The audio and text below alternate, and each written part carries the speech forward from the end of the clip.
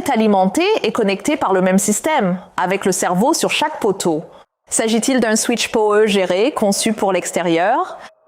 Bonjour les passionnés de technologie, bienvenue à nouveau sur Fast-Key Blinks. Aujourd'hui, nous nous attaquons à un projet colossal, construire le système nerveux numérique pour la sécurité d'une station de montagne. Notre client avait besoin de nous partout, sur les remontées mécaniques, dans les lodges et sur les parkings. Mais il a fallu relever un énorme défi, couvrir de vastes distances hostiles sans perdre un seul pixel de données. Alors, voyons comment nous avons utilisé une dorsale en fibre optique pour transformer ce terrain rocheux en une forteresse de connectivité.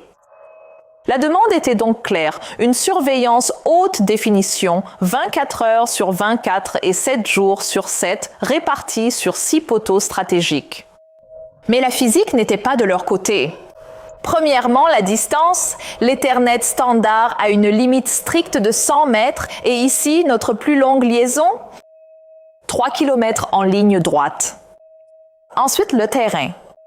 Ces poteaux sont séparés de plusieurs centaines de mètres à travers des pentes et des routes, donc tirer du cuivre était hors de question. La perte de signal, la vulnérabilité aux interférences et les recherches de foudre auraient été un cauchemar. Ils avaient donc besoin d'une solution longue distance, ultra fiable et conçue pour résister à la neige, à la glace et aux tempêtes. Et la réponse? La fibre optique. Oubliez tout ce que vous savez sur les limites du cuivre. Une seule fibre peut transporter des données sur des kilomètres sans aucune perte et elle est totalement insensible aux interférences électriques. De plus, comparé à un réseau de liaison sans fil, c'est une autoroute sécurisée et dédiée qui n'est pas perturbée par le mauvais temps. Et nous l'avons conçue en topologie en étoile, en faisant partir des lignes de fibres individuelles de chaque poteau directement vers un centre de commande centrale. Cela nous donne un contrôle précis et une évolutivité future incroyable. Alors, commençons. Tout commence au poteau. Chacun reçoit quelques caméras PoE haute définition. Nous avons la caméra pendu zoom et des caméras bulettes. Mais pourquoi s'arrêter là? Ce poteau est une plateforme polyvalente, donc nous pouvons ajouter des points d'accès Wi-Fi extérieurs pour le gaz ou des haut-parleurs IP pour les annonces d'urgence. Tout est alimenté et connecté par le même système et la même marque sur chaque poteau. Est-ce un switch PoE géré conçu pour l'extérieur? Il est conçu avec une certification d'étanchéité IP67. Ces 4 ports PoE alimentent toutes les caméras et les équipements. Mais la magie, c'est ce port SFP. Maintenant, considérez-le comme un traducteur intégré. Il prend le signal Ethernet électrique provenant des caméras et des équipements et les convertit en faisceaux de lumière, prêt pour le câble à fibre optique. C'est donc le lien essentiel entre le réseau local en cuivre et le backbone longue distance en fibre optique. Maintenant, connectons les poteaux avec un câble à fibre optique. Nous utilisons un câble à fibre optique monomode préfabriqué. Le monomode est la référence absolue pour les longues distances. Nous utilisons un câble avec plusieurs brins, généralement 2 pour la liaison, et nous laissons toujours des brins de réserve à chaque poteau. Pourquoi? Pour l'avenir, c'est un petit coût initial pour une flexibilité énorme.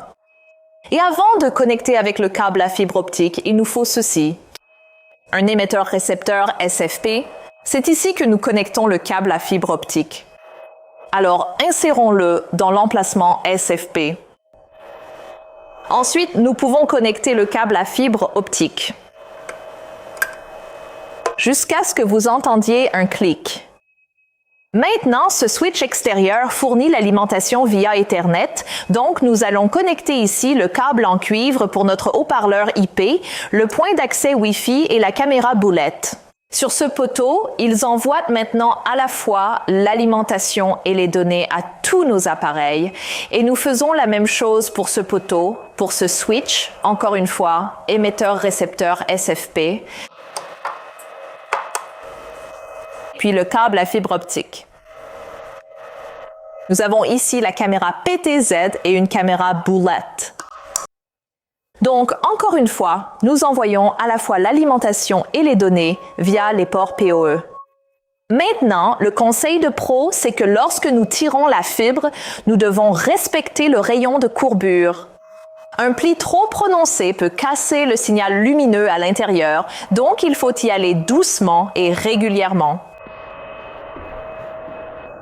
Avant d'atteindre le switch central, toutes ces lignes de fibres arrivent dans cette boîte de terminaison fibre DIN Rail.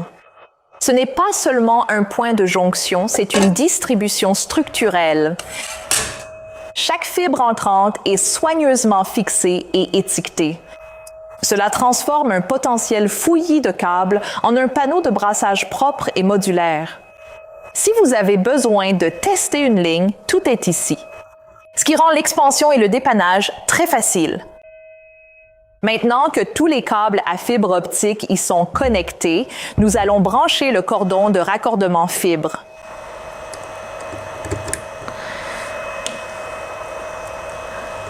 Où va-t-il? Le cordon de raccordement fibre va directement à notre centre de contrôle. Voici maintenant notre switch fibre géré 8+8 ports. Il agrège toutes les lignes fibres venant de la montagne. Ces 8 ports SFP se connectent directement à nos poteaux, mais c'est un gestionnaire, pas seulement un hub. C'est ici que nous construisons la résilience et l'intelligence. Encore une fois, chaque câble à fibre optique a besoin de son propre transceiver SFP. Connectons notre cordon de raccordement fibre directement à l'emplacement SFP. Et ces deux-là représentent nos deux poteaux.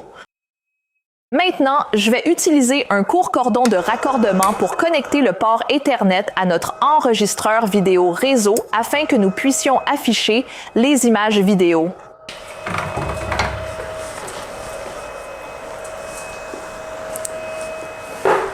Voilà. Nous voyons maintenant tous les flux des caméras. Je vais agiter la main pour que vous puissiez voir que nous recevons les vidéos en direct. En utilisant notre switch manageable, nous pouvons segmenter le trafic en créant un VLAN séparé pour chaque groupe de poteaux. Prioriser les données vidéo avec la QoS pour que notre flux de sécurité ne soit jamais perturbé et utiliser l'agrégation de liens l'ACP pour les chemins critiques. Sa capacité de commutation de 36 gigabits par seconde garantit qu'il n'y a jamais de goulot d'étranglement. Une dernière chose. La montagne, c'est aussi la foudre. Une seule surtension peut griller des milliers d'euros de matériel. C'est pourquoi la protection contre les surtensions sur le dernier kilomètre est non négociable. En fait, nous avons ajouté un parafoudre juste à l'endroit où l'alimentation et les données entrent dans nos armoires extérieures.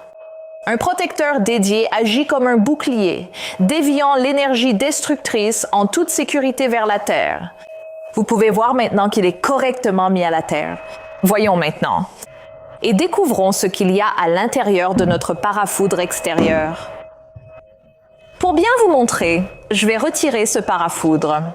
Alors, donnez-moi 1 minute, s'il vous plaît.